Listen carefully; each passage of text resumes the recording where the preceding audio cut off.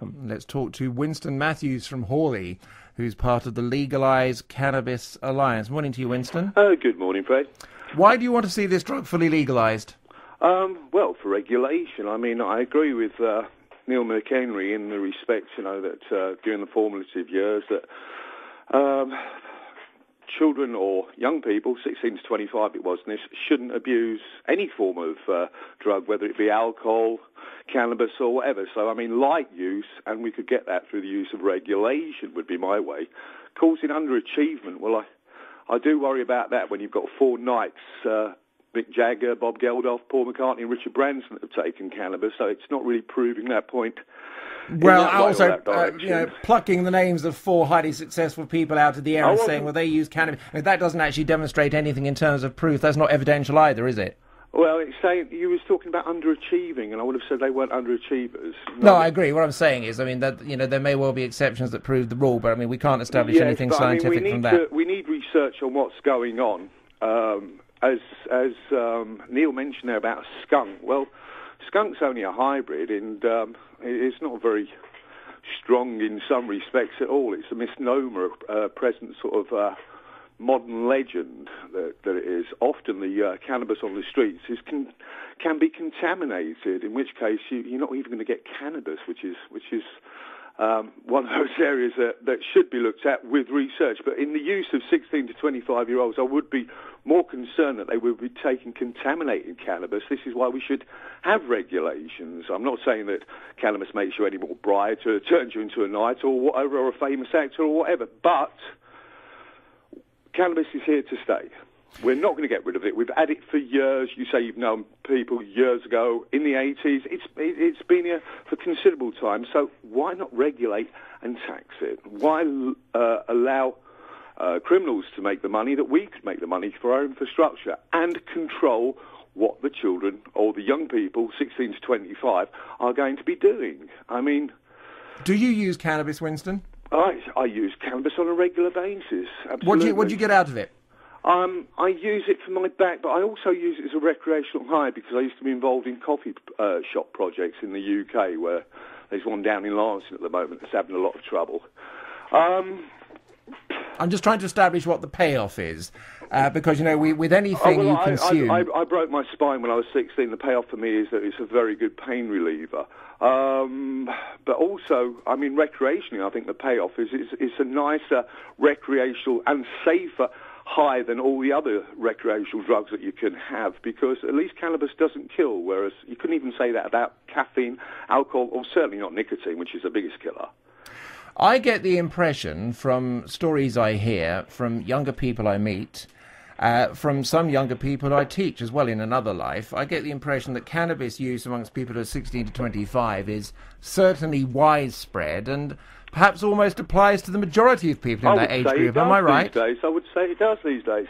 Hence is why we need to take a new look at it, that the regulation of it would help us enforce it out to young people, etc. And I'm just trying to establish what's changed, because when I went to university in nothing's changed. Cannabis has certainly not got stronger or anything. No. But what I'm saying in terms of the level of usership, when I went to university in 1983, which is 24 years ago, a safer recreational choice, isn't it? I mean, it's down to the intelligence of people. They know that alcohol can kill you in extreme dosages. Nicotine. I mean, what's the reward there off of that as a drug?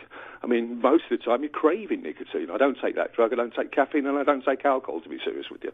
Yeah. So what you're saying is that most people have made a conscious decision that if they're going to get that recreational payoff from somewhere, they're going to get it from cannabis opposed to alcohol, say. They might as well take the safest high, yes.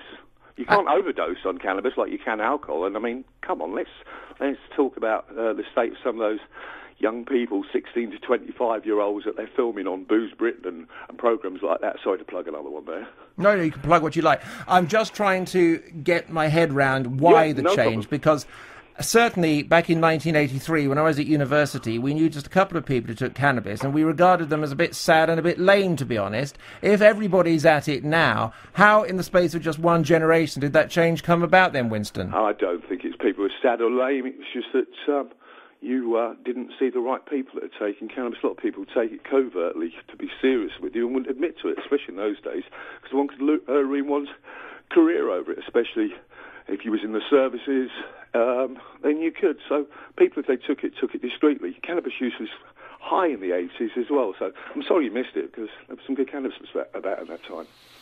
Do you accept that high levels of usage can lead to permanent mood alteration or other negative effects? Oh, I'd like to see research on that done on that. I know high level of usage with alcohol, as I say, can kill people and can do lots of brain damage with wet brain syndrome, etc. With cannabis, we haven't got the research because there's too many variables in the equation. Like, could somebody gone out, for instance, at night, had a drink, and then took cannabis, and would we be blaming the reaction for the cannabis that had been caused by the drink? Okay, next question. I'm at a disadvantage because I'm not a dad, so I have to place myself in a parent's shoes. You are a dad, okay. Yes. And can I ask how old your children are? 21, 23, and 29. Right. Was there a time then when they came to you and said, Dad, we want to use cannabis? Well, we talked about drugs. We talked about all types of drugs. And when they talked about cannabis and alcohol, they asked me my opinion, and I said, if you're going to take a recreational high when you're over 18, I was adding, then I'd prefer that you took cannabis.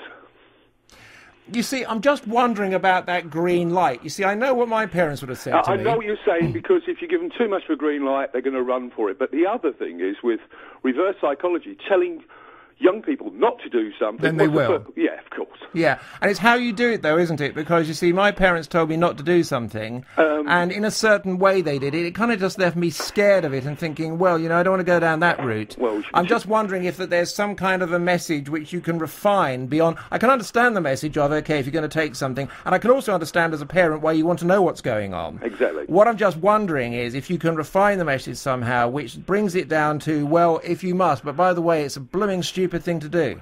Of course, but it's very stupid to take any form of recreational drug, especially heavily. I mean, shouldn't we be emphasising that more on the drugs that are causing more damage, like alcohol, nicotine? But, all right, they put the age up to 18, but they could also... Okay. Sorry, I was right out of it. No, that's fine. That's all right. And it's not an inner city thing, this, is it? Because some people tend to think it's an inner city thing. But you're in Leafy Hawley there, Winston. Oh, I love Leafy Hawley. Yes. No, it's not a city thing. I think most of us around the country are taking the recreational choice of taking it now, and as I say, weighing up the benefits.